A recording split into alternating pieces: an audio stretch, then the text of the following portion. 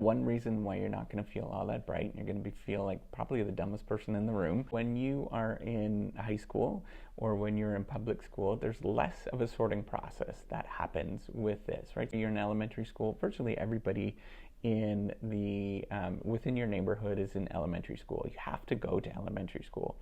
When you go to university is the first moment, or college is the first moment where there's a bit of a sorting process that happens, and there is a threshold of, say you have to have all A's in your high school to get into a particular university. All of a sudden you're grouped in with a bunch of really bright people.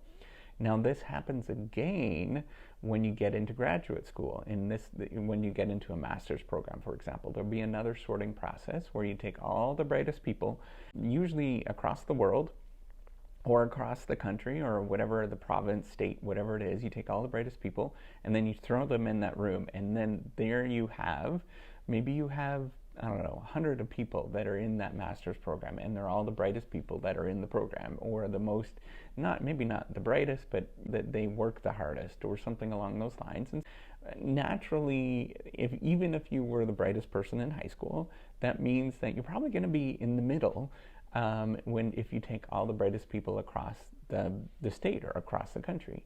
And then when you finally do a PhD, what ends up happening is that you're literally competing against all the brightest people in the entire world, right?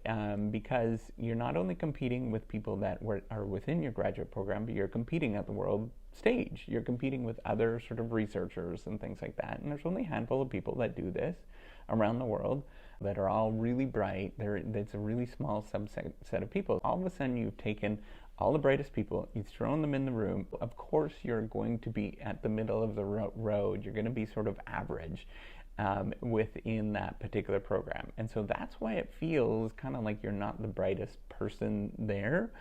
Everybody experiences this. And part of the other thing that happens, it's usually because you have low status within your program, right? So as you grow, it's like if you're, when you start kindergarten, you're kind of low status in elementary school, right? You're just kind of the newbie, you don't really know what's going on, and then you kind of work your way up until you're at 6th grade or grade 6, and then all of a sudden you're like the top dog in elementary school, right, before you go into middle school.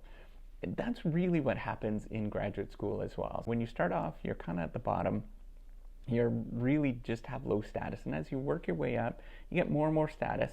When you get your PhD, you get a little bit of status, right? And when you get your first job, you get a little bit of status. That's where I'm at right now.